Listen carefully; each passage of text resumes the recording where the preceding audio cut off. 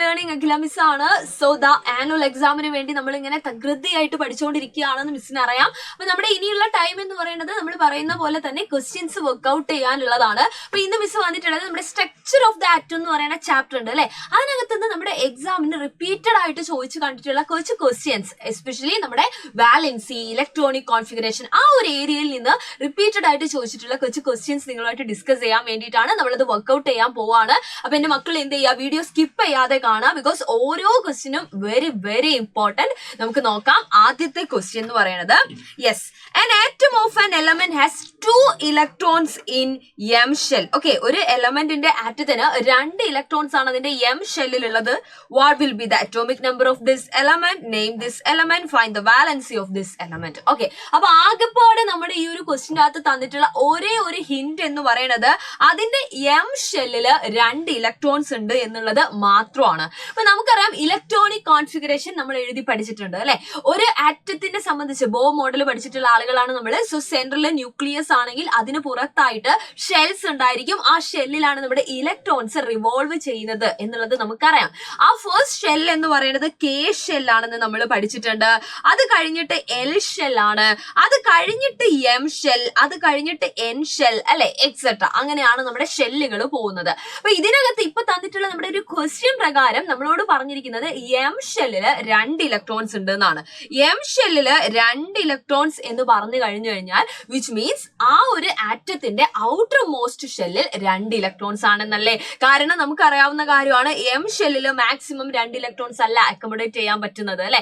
അപ്പൊ ഈ പറയുന്ന തൊട്ട് മുന്നേയുള്ള ഷെല്ലൊക്കെ ഫില്ലായിട്ടാണ് ഈ പറയുന്ന അടുത്ത ഷെല്ലിലേക്കും ഈ ഇലക്ട്രോൺസ് പോകുന്നതെന്ന് നമ്മൾ പഠിച്ചിട്ടുണ്ട്. അപ്പൊ എം ഷെല്ലിൽ 2 ഇലക്ട്രോൺ എന്ന് പറയുന്ന ഒരു ഹിന്റ് നമ്മുടെ ക്വസ്റ്റ്യനിൽ ഉണ്ടെങ്കിൽ നമ്മൾ ഡെഫിനറ്റ്ലി മനസ്സിലാക്കുക ഈ എം ഷെല്ല് വരെ ആർക്ക് ഉണ്ടാവുള്ളൂ, നമ്മളുടെ ഈ തന്നിരിക്കുന്ന ആറ്റത്തിന് ഉണ്ടായിരിക്കുള്ളൂ. ആ എം ഷെല്ലിലാണ് 2 ഇലക്ട്രോൺസ് ഉള്ളത്, അതായത് അതിന്റെ ഔട്ടർ മോസ്റ്റ് ഷെല്ലിലാണ് ഈ പറയുന്ന 2 ഇലക്ട്രോൺസ് ഉള്ളത്. അപ്പൊ നമ്മൾ ആദ്യം മുതൽ എഴുതുന്നതിന് പകരം ഇത് നമ്മൾ ബാക്കിൽ നിന്ന് ഫ്രണ്ടിലേക്കാണ് എന്ത് ചെയ്യുന്നത്, എഴുതി വരുന്നത്. ഈ ഇലക്ട്രോണിക് കോൺഫിഗറേഷൻ ശ്രദ്ധിച്ച് കേൾക്കണേ നിങ്ങൾ. അപ്പൊ എം ഷെല്ലിൽ 2 ഇലക്ട്രോൺസ് എന്ന് പറഞ്ഞു കഴിഞ്ഞാൽ എൽ ഷെല്ലിൽ എത്ര ഇലക്ട്രോൺസ് ഉണ്ടായിരിക്കും? എൽ ഷെല്ലിൽ നമുക്കറിയാം 8 ഇലക്ട്രോൺസ് കംപ്ലീറ്റ് ഫില്ലായാൽ മാത്രമാണ് ബാക്കി ഇലക്ട്രോൺസ് എങ്ങോട്ട് പോകുന്നത്, എം ഷെല്ലിലേക്ക് പോകുന്നത്. നമ്മൾ പഠിച്ചിട്ടുണ്ട് കെ ഷെല്ലിൽ എത്ര ഇലക്ട്രോൺസ് ഫില്ലായതിനു ശേഷമാണ് എൽ ഷെല്ലിലേക്ക് പോകുന്നത് എന്ന് ചോദിച്ചു കഴിഞ്ഞാൽ നമ്മൾ പറയും 2 ഇലക്ട്രോൺസ് എന്ന് അല്ലെ. കാരണം കെ ഷെല്ലിൽ മാക്സിമം അക്കോമഡേറ്റ് ചെയ്യാൻ പറ്റുന്നത് 2 എണ്ണത്തിനെയാണ്. അത് ഫില്ലായി ബാക്കിയുള്ളവർ എല്ലിൽ പോകുന്നു. എല്ലിൽ മാക്സിമം 8 ആണ്. ആ 8 എണ്ണവും നിറഞ്ഞതിന് ശേഷം, കാരണം 8 എന്ന് പറയുന്ന നമ്പറിനും അവിടെ ഒരു പ്രത്യേകതയുണ്ട്, നമ്മൾ പഠിച്ചിട്ടുണ്ട് അല്ലെ. ഒപ്റ്റിക്ട് റൂൾ ഒക്കെ നമ്മൾ പഠിച്ച ആളുകളാണ്. അപ്പൊ എൽ ഷെല്ലിൽ 8ഉം ഫില്ലായതിന് ശേഷം മാത്രമേ ബാക്കി വരുന്ന ഇലക്ട്രോൺസ് ആണ് എങ്ങോട്ട് പോകുന്നത്, എമ്മിൽ പോകുന്നത്. എമ്മില് 18 ഇലക്ട്രോൺ വരെ കൊള്ളുമെന്ന് നമ്മൾ പഠിച്ചിട്ടുണ്ട്. മാക്സിമം നമ്പർ 18 ആണ് എന്ന് വെച്ച് നമ്മൾ ഇലക്ട്രോണിക് കോൺഫിഗറേഷൻ എഴുതുന്ന സമയത്ത് ആ 18ഉം അതിൽ നിറയാതെ തന്നെ എൻ ഷെല്ലിലേക്ക് അടുത്ത ആള് പോവാറുണ്ട്. അതെന്താണ്, ഈ പറയുന്ന പോലെ എനർജി റിലേറ്റഡ് ആയിട്ടുള്ള കാര്യങ്ങൾ കൊണ്ടാണെന്ന് നമ്മൾ പഠിച്ചിട്ടുണ്ട്. അപ്പൊ ഈ തന്നിട്ടുള്ള ക്വസ്റ്റ്യൻ പ്രകാരം എം വരെ നമ്മൾ ശ്രദ്ധിക്കേണ്ട കാര്യമുള്ളൂ. അതുകൊണ്ട് തന്നെ നമുക്ക് യാതൊരു കൺഫ്യൂഷന്റെ ആവശ്യവും. എമ്മില് 2 ആവണമെന്നുണ്ടെങ്കിൽ എൽ എന്തായാലും 8 ഇലക്ട്രോൺ കംപ്ലീറ്റ് ആയിട്ടിരിക്കണം. അങ്ങനെ എൽ 8 കംപ്ലീറ്റ് ചെയ്യാന്ന് പറഞ്ഞു കഴിഞ്ഞാൽ കെയിൽ 2 എണ്ണം ഉണ്ടായിരിക്കണം.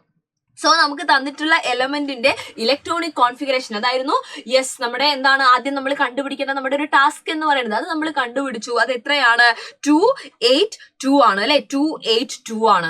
ഇനി നമ്മളോട് ചോദിച്ചിട്ടുള്ളത് what will be the atomic number of the element അല്ലെ. ഈ എലമെന്റിന്റെ അറ്റോമിക് നമ്പർ എത്രയാണെന്ന. അറ്റോമിക് നമ്പർ എന്ന് പറയുന്നത് എന്തിന് ഈക്വൽ ആണ്, നമ്പർ ഓഫ് ഇലക്ട്രോൺസിന് ഈക്വൽ ആണ് അല്ലെ. ഇവിടെ 282 അതായത് നമ്മുടെ ഇലക്ട്രോണിക് കോൺഫിഗറേഷൻ ആണ്. കെ ഷെല്ലിൽ 2 ഇലക്ട്രോൺ, നമ്മളുടെ എൽ ഷെല്ലിൽ 8 ഇലക്ട്രോൺസ്, എം ഷെല്ലിലാണെങ്കിൽ എത്രയാണ്, 2 ഇലക്ട്രോൺസ്. അപ്പൊ ഇതെല്ലാം കൂടെ ആഡ് ചെയ്യാന്നുള്ളതാണ് നമ്മുടെ അറ്റോമിക് നമ്പർ കണ്ടുപിടിക്കാനുള്ള നമ്മുടെ വഴി എന്ന് പറയുന്നത്. സോ അറ്റോമിക് നമ്പർ എത്രയായിരിക്കും, അറ്റോമിക് നമ്പർ എന്ന് പറയുന്നത് 2 + 8 + 2 അല്ലെ. എത്ര വരും, 12 വരും. യെസ്, 12 വരും. അപ്പൊ 12 ആണ് ഈ തന്നിട്ടുള്ള എലമെന്റിന്റെ, ഈ തന്നിട്ടുള്ള ആറ്റത്തിന്റെ എലമെന്റിന്റെ അറ്റോമിക് നമ്പർ എന്ന് പറയുന്നത്. അപ്പൊ ഇത് ഏത് എലമെന്റ് ആണെന്ന് ഒരു ക്വസ്റ്റ്യൻ ഉണ്ടായിരുന്നു. അതിന് നമ്മൾ കൃത്യമായിട്ട് ഞാൻ പറഞ്ഞിട്ടുണ്ട് അല്ലെ, 1 to 20 എലമെന്റ്സ് നമ്മൾ പഠിക്കുന്നുണ്ട്. അപ്പൊ നമുക്ക് മനസ്സിലാവും 12 എന്ന് പറയുന്നത് ആരാണ്? യെസ്, ഇത് നമ്മളുടെ മെഗ്നീഷ്യം ആണ് അല്ലെ, Mg എന്ന് ഞാൻ എഴുതുന്നുണ്ട് ഇവിടെ. അപ്പൊ നമ്മുടെ മെഗ്നീഷ്യം Mg ആണ് ഇവിടെ തന്നിരിക്കുന്ന നമ്മളുടെ എലമെന്റ് എന്ന് പറയുന്നത്. ആൻഡ് ഒരു ക്വസ്റ്റ്യൻ കൂടെ ഉണ്ട്, find the valency of this element. ഇതിന്റെ വാലൻസി എത്രയാണ്? Mgയുടെ വാലൻസി അല്ലെ, വാലൻസി. അപ്പൊ വാലൻസി കണ്ടുപിടിക്കാനുള്ള മെത്തേഡ് എന്ന് പറയുന്നത് എത്രയാണ്? എന്താണ് നമ്മൾ പഠിച്ചിട്ടുണ്ട് അല്ലെ, ഔട്ടർ മോസ്റ്റ് ഷെല്ലിൽ എത്ര ഇലക്ട്രോൺസ് ഉണ്ട് എന്ന് ചോദിക്കാം. ഔട്ടർ മോസ്റ്റ് ഷെല്ലിൽ M ആണെന്ന് നമുക്കറിയാം, 2 ഇലക്ട്രോൺസേ അതിലുള്ളൂ അല്ലെ. അപ്പൊ ഒരു ആറ്റത്തിനെ സംബന്ധിച്ചിടത്തോളം ആറ്റം സ്റ്റേബിൾ ആവുന്നത് എപ്പോഴാണ്? അതിന്റെ ഔട്ടർ മോസ്റ്റ് ഷെല്ലിൽ 8 ഇലക്ട്രോൺസ് ആവുമ്പോഴാണ്. ഇതാണ് നമ്മൾ നേരത്തെ തുടക്കത്തിൽ പറഞ്ഞിരിക്കുന്ന ആ ഒരു ഒക്ടറ്റ് റൂൾ ഒക്കെ അല്ലെ, 8 ഇലക്ട്രോൺസ് ആവുമ്പോഴാണ്. അപ്പൊ ആ 8 ഇലക്ട്രോൺസ് ആവാൻ വേണ്ടിയിട്ട് ആ ആറ്റം ചിലപ്പോൾ എന്ത് ചെയ്യും? ഇലക്ട്രോൺസിനെ ഡൊണേറ്റ് ചെയ്യോ, ആക്സെപ്റ്റ് ചെയ്യോ, അതല്ലെങ്കിൽ ഷെയർ ചെയ്യോ ചെയ്യും. ആ നമ്പർ ഓഫ് ഇലക്ട്രോൺസിനെയാണ്, അതായത് അക്സെപ്റ്റ് ചെയ്യോ, ഡൊണേറ്റ് ചെയ്യോ, ഷെയർ ചെയ്യോ ചെയ്യുന്ന നമ്പർ ഓഫ് ഇലക്ട്രോൺസിനെയാണ് നമ്മൾ വാലൻസി എന്ന് വിളിക്കുന്നത്. അപ്പൊ ഈ തന്നിരിക്കുന്ന ക്വസ്റ്റ്യൻ പ്രകാരം 2 ആണ് അതിന്റെ ഔട്ടർ മോസ്റ്റ് ഷെല്ലിലുള്ള ഇലക്ട്രോൺ എന്ന് പറയുന്നത് അല്ലെ. അപ്പൊ ഇതിനെ സംബന്ധിച്ച് നിങ്ങൾ ആലോചിക്കാം, എപ്പോഴും ഇങ്ങനെ ഒരു ക്വസ്റ്റ്യൻ, വാലൻസിയുടെ ഒരു ക്വസ്റ്റ്യൻ ഉണ്ടെങ്കിൽ നമ്മുടെ മൈൻഡിൽ 2 ഓപ്ഷൻ വരും അല്ലെ. ഒന്നുകിൽ ഇതിന് ഈ 2 ഇലക്ട്രോൺ ആർക്കെങ്കിലും ഡൊണേറ്റ് ചെയ്യാം, അതല്ലെങ്കിൽ നിങ്ങൾ ആലോചിച്ച് നോക്കിയേ 6 ഇലക്ട്രോൺ ആരെടുത്തെങ്കിലും എന്ത് ചെയ്യണം? അക്സെപ്റ്റ് ചെയ്യണം. അപ്പൊ നമ്മൾ എപ്പോഴും എന്ത് ചെയ്യുക? ചെറിയ നമ്പർ ചൂസ് ചെയ്യുക. ദാറ്റ് മീൻസ് എന്താണ്? ഇത് 2 ഇലക്ട്രോൺസ് എന്ത് ചെയ്യാണ്? ഡൊണേറ്റ് ചെയ്യാണ് ചെയ്യുക. അപ്പൊ ഇതിന്റെ വാലൻസി എത്രയായിരിക്കും? 2 ആയിരിക്കും. അപ്പൊ തന്നിരിക്കുന്ന എല്ലാ ക്വസ്റ്റ്യൻസും നമ്മൾ കണ്ടുപിടിച്ചു. അപ്പൊ അതൊക്കെ കണ്ടുപിടിച്ചാൽ തുടക്കം എന്ന് പറയുന്നത് എവിടെയാണ്? ഈ M ഷെല്ലില് 2 ഇലക്ട്രോൺ ഉണ്ട് എന്നുള്ള ആ ഒരു ഹിന്റ് മാത്രമാണ്. അപ്പൊ M ഷെല്ലിൽ 2 ഉണ്ടെങ്കിൽ അതിന്റെ തൊട്ട് മുമ്പേ L ആണ്, L-ൽ 8 നിറഞ്ഞിരിക്കണം അല്ലെ, അങ്ങോട്ട് പോകണമെങ്കിൽ ബാക്കിയുള്ള ആള്. സോ അതിൽ നമ്മൾ 8 എഴുതി. K ആണ് അതിന് തൊട്ട് മുമ്പേ ഉള്ള ഫസ്റ്റ് ഷെൽ എന്ന് പറയുന്നത്, അവിടെ 2 ആണ് മാക്സിമം. സോ അതും നമ്മൾ എഴുതി. അങ്ങനെ നമ്മൾ ഇലക്ട്രോണിക് കോൺഫിഗറേഷൻ എഴുതുന്നു. ദെൻ അത് നമ്മൾ ആഡ് ചെയ്തിട്ട് അറ്റോമിക് നമ്പർ കണ്ടുപിടിക്കുന്നു. അറ്റോമിക് നമ്പറിൽ നിന്ന് നമ്മൾ തന്നിട്ടുള്ള എലമെന്റ് മെഗ്നീഷ്യം ആണ്, Mg ആണെന്ന് നമ്മൾ തിരിച്ചറിയുന്നു. ആൻഡ് തന്നിട്ടുള്ള ഇലക്ട്രോണിക് കോൺഫിഗറേഷൻ, നമ്മൾ എഴുതിയിട്ടുള്ള ഇലക്ട്രോണിക് കോൺഫിഗറേഷനിൽ നിന്ന് വാലൻസിയും കണ്ടുപിടിക്കുന്നു. അപ്പൊ സിമ്പിൾ ആയിട്ടുള്ള ക്വസ്റ്റ്യൻ തന്നെയാണിത്. പക്ഷേ സിമ്പിൾ എന്ന് പറയുന്ന സമയത്ത് കുറച്ച് എന്താണ്, നമ്മളോട് ട്വിസ്റ്റ് ചെയ്താണ് ചോദിച്ചിരിക്കുന്നത്. അതനുസരിച്ച് നമ്മൾ എന്ത് ചെയ്യണം? നമ്മൾ പഠിച്ചിട്ടുള്ള കാര്യങ്ങളെല്ലാം എന്ത് ചെയ്യുക? അപ്ലൈ ചെയ്തേക്കുക. ഏതൊക്കെ വേണോ അതൊക്കെ നമ്മൾ എന്ത് ചെയ്യുക? അപ്ലൈ ചെയ്തേക്കുക. ക്ലിയർ? യെസ്, സെറ്റായി എന്ന് വിചാരിക്കുകയാണ്. അടുത്ത ക്വസ്റ്റ്യൻ ഇതാണ്. The atomic number of an element is 11. ഒരു എലമെന്റിന്റെ അറ്റോമിക് നമ്പർ 11 ആണ്. And its mass number is 23. Yes, അതിന്റെ മാസ് നമ്പർ 23 ആണ്. Find the number of proton, neutron and electron. Okay, പ്രോട്ടോണും ന്യൂട്രോണും ഇലക്ട്രോണും കണ്ടുപിടിക്കാൻ പറഞ്ഞിട്ടുണ്ട്. സോ നമുക്കറിയാം, ആദ്യം തന്നിരിക്കുന്നത് പ്രോട്ടോൺ ആണ് അല്ലെ കണ്ടുപിടിക്കാൻ പറഞ്ഞത്. നമ്പർ ഓഫ് പ്രോട്ടോൺസ് എന്ന് പറയുന്നത് എന്തിന് ഈക്വൽ ആണ്? ഈ പറഞ്ഞിട്ടിരിക്കുന്ന അറ്റോമിക് നമ്പറിന് ഈക്വൽ അല്ലേ. അപ്പൊ ഒരു എലമെന്റിന്റെ അറ്റോമിക് നമ്പർ 11 ആണെന്ന് പറഞ്ഞിരിക്കുന്നുണ്ടെങ്കിൽ പ്രോട്ടോണിന്റെ നമ്പർ ഡെഫിനറ്റ്ലി എത്രയായിരിക്കും? 11 തന്നെയായിരിക്കും. അടുത്തത് ന്യൂട്രോൺ ആണ്. ന്യൂട്രോണിന്റെ നമ്പർ നമ്മൾ എങ്ങനെയാ കണ്ടുപിടിക്കുക? മാസ് നമ്പറിൽ നിന്ന് ഈ പറഞ്ഞിരിക്കുന്ന അറ്റോമിക് നമ്പർ നമ്മൾ മൈനസ് ചെയ്യണം അല്ലെ. മാസ് നമ്പർ 23 ആണ്, അറ്റോമിക് നമ്പർ 11 ആണ്. അതായത് ആൻസർ എത്രയാണ് വരുന്നത്? യെസ്, ആൻസർ എന്ന് പറയുന്നത് 12 ആണ് അല്ലെ. 12 ആണ് അതിന്റെ ന്യൂട്രോണിന്റെ എണ്ണം എന്ന് പറയുന്നത്. ഇനി ഇലക്ട്രോണിന്റെ എണ്ണമാണ്. ഇലക്ട്രോണിന്റെ എണ്ണം എന്ന് പറയുന്നത് യെസ്, നമ്മൾ പഠിച്ചിട്ടുണ്ട്, അറ്റോമിക് നമ്പറിന് ഈക്വൽ ആയിരിക്കും അല്ലെ. അപ്പോൾ പ്രോട്ടോണിന്റെ എണ്ണം ഓൾറെഡി തന്നിട്ടുണ്ട്, പ്രോട്ടോണിന്റെ എണ്ണത്തിനും ഈക്വൽ ആയിരിക്കും ഇലക്ട്രോണിന്റെ എണ്ണം. അപ്പൊ 3 കാര്യങ്ങൾ ഈക്വൽ ആണ്. അറ്റോമിക് നമ്പറും പ്രോട്ടോൺസിന്റെ നമ്പറും ഇലക്ട്രോൺസിന്റെ നമ്പറും ഈക്വൽ ആണ്. സോ ഇവിടെയും 11 നമുക്ക് എന്ത് ചെയ്യാം? ആൻസർ ആയിട്ട് എഴുതാം. ഇവിടെ ആകെ ചെറിയൊരു യെസ് വർക്ക് നമ്മൾ ചെയ്യാനുള്ളത് ഈ ന്യൂട്രോൺ കണ്ടുപിടിക്കാൻ മാത്രമാണ്. ന്യൂട്രോൺ എങ്ങനെയാ കണ്ടുപിടിക്കുക? Mass number minus atomic number. Mass number minus atomic number എന്ന് പറഞ്ഞാൽ ഈ അറ്റോമിക് നമ്പർ എന്തിനൊക്കെ ഈക്വൽ ആണ്? നമ്മുടെ പ്രോട്ടോണിന്റെ എണ്ണത്തിനും ഇലക്ട്രോണിന്റെ എണ്ണത്തിനും ഒക്കെ ഈക്വൽ ആണ്. അതിൽ ഏത് വേണമെങ്കിലും നിങ്ങൾക്ക് ഡെഫിനിഷനിൽ ഏത് വേണമെങ്കിലും നിങ്ങളുടെ മൈൻഡിൽ നിങ്ങൾക്ക് വിചാരിക്കാം, അതൊരു വിഷയമല്ല. പക്ഷെ ചെയ്യണത് എന്തായിരിക്കണം? കറക്റ്റ് ആയിരിക്കണം എന്ന് മാത്രം. ക്ലിയർ? യെസ്, അടുത്ത ക്വസ്റ്റ്യനിലേക്ക് പോവാണ് നമ്മള്. അടുത്ത question, which of the two will be chemically more reactive? Element X with atomic number 16. Yes, രണ്ടാളെ തന്നിട്ടുണ്ട്.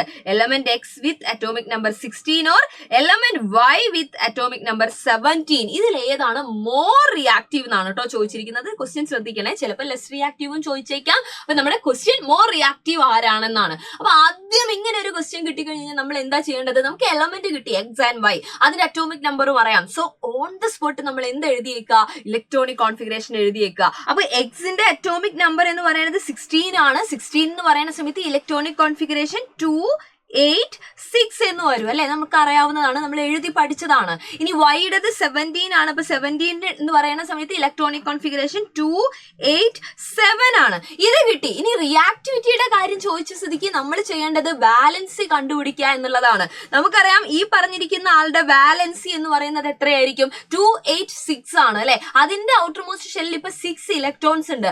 അതിന് എന്താണ് സ്റ്റേബിൾ ആവണമെങ്കിൽ 8 ഇലക്ട്രോൺസ് ആക്കണം. അതിന്റെ മുമ്പിലുള്ള വഴി എന്ന് പറയുന്നത് 2 ഇലക്ട്രോൺസ് ഒന്നെങ്കിൽ അക്സെപ്റ്റ് ചെയ്യുക, അല്ലെങ്കിൽ 6 ഇലക്ട്രോൺ ആർക്കെങ്കിലും ഡൊണേറ്റ് ചെയ്യുക. നമ്മൾ പറഞ്ഞിട്ടുണ്ട് ചെറിയ നമ്പർ ചൂസ് ചെയ്യുക അല്ലെ. അപ്പൊ ചെറിയ നമ്പർ എന്ന് പറയുന്ന സമയത്ത് ഇവിടെ എത്രയാണത്?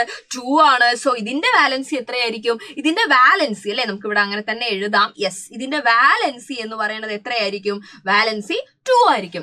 ഇനി ഈ തന്നിരിക്കുന്ന ആളുടെ വാലൻസി എത്രയായിരിക്കും? ഈ തന്നിരിക്കുന്ന ആളുടെ വാലൻസി എന്ന് പറയുന്നത് 2, 8, 7 എന്നാണുള്ളത്. അതായത് ഔട്ടർമോസ്റ്റ് ഷെല്ലിൽ 7 ഇലക്ട്രോൺസ് ഉണ്ട് അല്ലെ. അതിനെ സംബന്ധിച്ചിടത്തോളം അതിന് സ്റ്റെബിലിറ്റി കിട്ടാനായിട്ട് ഒരൊറ്റ ഇലക്ട്രോണിന്റെ കാര്യമുള്ളൂ. കാരണം 7 ഇലക്ട്രോൺ ഡൊണേറ്റ് ചെയ്തിട്ടല്ല ഇത് എന്താവുന്നത്? സ്റ്റേബിൾ ആവുന്നത്. ഇത് എപ്പോഴും 1 ഇലക്ട്രോൺ അക്സെപ്റ്റ് ചെയ്യുക. അതായത് ഒരൊറ്റ ഇലക്ട്രോണിന്റെ കാര്യമുള്ളൂ. അതായത് ഇതിന്റെ വാലൻസി എന്ന് പറയുന്നത് 1 ആണ്. അപ്പൊ വാലൻസി ഒന്നിന്റേത് 1 ആണ്, ഒന്നിന്റേത് എത്രയാണ്? 2 ആണ്. അപ്പൊ ഇതിൽ 1 ആയിട്ടുള്ള ആളായിരിക്കും മോർ റിയാക്റ്റീവ് എന്ന് പറയുന്നത് എപ്പോഴും അല്ലെ. കാരണം വാലൻസി 1 ആയിട്ടുള്ള ആളെ സംബന്ധിച്ചിടത്തോളം ഒരൊറ്റ ഇലക്ട്രോണിന്റെ കാര്യമുള്ളൂ. അത് കൊടുക്കാനാവട്ടെ വാങ്ങാനാവട്ടെ അതിന് ഇൻട്രസ്റ്റ് കൂടുതലായിരിക്കും. ഇവിടുത്തെ ആളെ സംബന്ധിച്ചിടത്തോളം എന്താണ്? വൈയെ സംബന്ധിച്ചിടത്തോളം ആ ഒരു ഇലക്ട്രോൺ ആരെടുത്തെന്നെങ്കിലും ഇങ്ങനെ അക്സെപ്റ്റ് ചെയ്യാൻ അല്ലെങ്കിൽ എങ്ങനെയെങ്കിലും ഒന്ന് ഗെയിൻ ചെയ്യാൻ വേണ്ടിയിട്ട് ഇതിങ്ങനെ എന്ത് ചെയ്തോണ്ടേയിരിക്കും? റിയാക്ഷനിലൊക്കെ ഏർപ്പെട്ടുകൊണ്ടേയിരിക്കും. സോ ഈ തന്നിട്ടുള്ളതിൽ റിയാക്ടിവിറ്റി കൂടിയിട്ടുള്ള ആളെന്ന് പറയുന്നത് ആരാണ്? നമ്മളുടെ വൈ ആണെന്നുള്ളത് യെസ് ഓർത്തു വെക്കുക. നമ്മുടെ ആൻസർ എന്ന് പറയുന്നത് ആരാണ്? നമ്മളുടെ വൈ ആണ്. ഇതിന്റെ കാരണം എന്താണ്? ഈ പറയുന്ന വാലൻസി എഴുതുക. അപ്പൊ വാലൻസി 1 ആണ് വരുന്നത്. അവരെന്തായിരിക്കും? മോർ റിയാക്റ്റീവ് ആയിരിക്കും. കാരണം ഒരെണ്ണം എങ്ങനെയെങ്കിലും ആക്സെപ്റ്റ് ചെയ്യാൻ പറ്റിക്കഴിഞ്ഞാൽ അല്ലെ, എങ്ങനെയെങ്കിലും ഗെയിൻ ചെയ്യാൻ പറ്റിക്കഴിഞ്ഞാൽ അവർക്ക് നോബിൾ ഗ്യാസിന്റെ കോൺഫിഗറേഷനിലേക്ക് മാറാൻ സാധിക്കും. Okay, clear? അപ്പൊ 3 ക്വസ്റ്റ്യൻസ്, വളരെ പ്രധാനപ്പെട്ട 3 ക്വസ്റ്റ്യൻസ്, നമ്മൾ അത്യാവശ്യം വർക്ക് ചെയ്യാനുള്ള 3 ക്വസ്റ്റ്യൻസ് ആണ് നമ്മൾ ഇന്ന് ഡിസ്കസ് ചെയ്തിട്ടുള്ളത്. ഇതുമായിട്ട് റിലേറ്റ് ചെയ്തിട്ടുള്ള ഒരു സിമ്പിൾ ആയിട്ടുള്ള ക്വസ്റ്റ്യൻസ് ഞാനിതാ നിങ്ങൾക്ക് വേണ്ടിയിട്ട് ഇവിടെ ചെയ്യുന്നുണ്ട്. യെസ്, ഇവിടെ വെച്ചിട്ടുണ്ട്. ഈ ക്വസ്റ്റ്യന്റെ ആൻസർ കൃത്യമായിട്ട് എന്റെ മക്കൾ എല്ലാവരും, ആരും ചെയ്യാതിരിക്കരുത്, എല്ലാവരും എന്ത് ചെയ്യുക? കമന്റ് ചെയ്യുക. ക്വസ്റ്റ്യൻ നമുക്ക് ജസ്റ്റ് ഒന്ന് വായിക്കാം. An atom with 3 protons and 4 neutrons will have a valency of 3, 7, 1, 4. ഇതാണ് ക്വസ്റ്റ്യൻ. ഞാൻ ഓപ്ഷൻസ് ഇട്ടത് നിങ്ങൾക്ക് കമന്റ് ചെയ്യാനുള്ള സുഖത്തിന് വേണ്ടിയിട്ടാണ്. അപ്പൊ കൃത്യമായിട്ട് എന്ത് ചെയ്യുക? ആൻസർ കമന്റ് ചെയ്യുക. ഈ ക്വസ്റ്റ്യൻ ചെയ്യുന്ന സമയത്ത് ശ്രദ്ധിക്കുക. ഇവിടെ തന്നിട്ടുണ്ട് 3 പ്രോട്ടോണും 4 ന്യൂട്രോണും അല്ലെ. വാലൻസി ആണ് ചോദിച്ചത്. വാലൻസി എഴുതാൻ നമുക്ക് ആകെ ആവശ്യമുള്ളത് ഇലക്ട്രോണിക് കോൺഫിഗറേഷൻ ആണ്. ഇലക്ട്രോണിക് കോൺഫിഗറേഷൻ എഴുതാൻ നമുക്ക് ഇലക്ട്രോൺസിന്റെ നമ്പർ വേണം. അപ്പൊ പ്രോട്ടോൺസും ഉണ്ട്, ന്യൂട്രോൺസും ഉണ്ട്. ഇതിൽ നമുക്ക് അറിയാവുന്ന കാര്യമാണ് ഈ പ്രോട്ടോൺസ് എന്ന് പറയുന്നത് എന്തിന് ഈക്വൽ ആയിരിക്കും? നമ്പർ ഓഫ് പ്രോട്ടോൺസ് എന്ന് പറയുന്നത് നമ്പർ ഓഫ് ഇലക്ട്രോൺസിന് ഈക്വൽ ആണ്, അറ്റോമിക് നമ്പറിന് ഈക്വൽ ആണ് അല്ലെ. 3 പേരും സെയിം ആണ്. അപ്പൊ ഈ തന്നിട്ടുള്ള ആളുടെ 3 പ്രോട്ടോൺ ഉണ്ടെങ്കിൽ അതിന്റെ അർത്ഥം അതിന്റെ കയ്യിൽ 3 ഇലക്ട്രോൺ ഉണ്ടെന്നാണ്. ആ 3 ഇലക്ട്രോൺ വെച്ചിട്ട് നിങ്ങൾക്ക് ഇലക്ട്രോണിക് കോൺഫിഗറേഷൻ എഴുതാം. കെ ഷെല്ലിൽ എത്ര, എൽ ഷെല്ലിൽ എത്ര എന്ന് നിങ്ങൾക്ക് നോക്കാം. അത് നോക്കിയിട്ട് നിങ്ങൾ എന്ത് ചെയ്യുക? അത് ഈ പറയുന്ന പോലെ കെമിക്കൽ റിയാക്ഷനിൽ ഏർപ്പെടുമോ ഇല്ലയോ എന്ന് ചെക്ക് ചെയ്യുക. ചെക്ക് ചെയ്തിട്ട് എന്ത് ചെയ്യുക? അത് എത്ര ഇലക്ട്രോൺസ് ആണ് കൊടുക്കാനോ വാങ്ങാനോ ഒക്കെ സാധ്യതയുള്ളതെന്ന് നോക്കുക. അതായിരിക്കും അതിന്റെ വാലൻസി. അത് നിങ്ങൾ ഇതിൽ ഏതാണെന്നുള്ളത് കമന്റ് ബോക്സിൽ മറക്കാതെ തന്നെ എന്ത് ചെയ്യുക? കമന്റ് ചെയ്തിട്ടുണ്ടാവുക. അപ്പൊ ദാ ഇത്രയും കാര്യങ്ങളായിരുന്നു. അപ്പൊ ഈ ക്വസ്റ്റിന്റെ കാര്യം മറക്കരുത്. നമ്മളിതാ ഇന്നത്തെ ക്ലാസ്, ഇന്നത്തെ ഈ ഒരു വീഡിയോ മിസ് വൈൻഡ് അപ്പ് ചെയ്യാണ്. നമുക്ക് ഇനിയും എന്ത് ചെയ്യാം? കുറെ ക്വസ്റ്റ്യൻസ് ഒക്കെ ആയിട്ട് വീണ്ടും കണ്ടുമുട്ടാം. ഇതിന്റെ ആൻസർ നിർബന്ധമായിട്ടും മക്കളെ കമന്റ് ചെയ്യാം. അപ്പൊ thank you so much and by.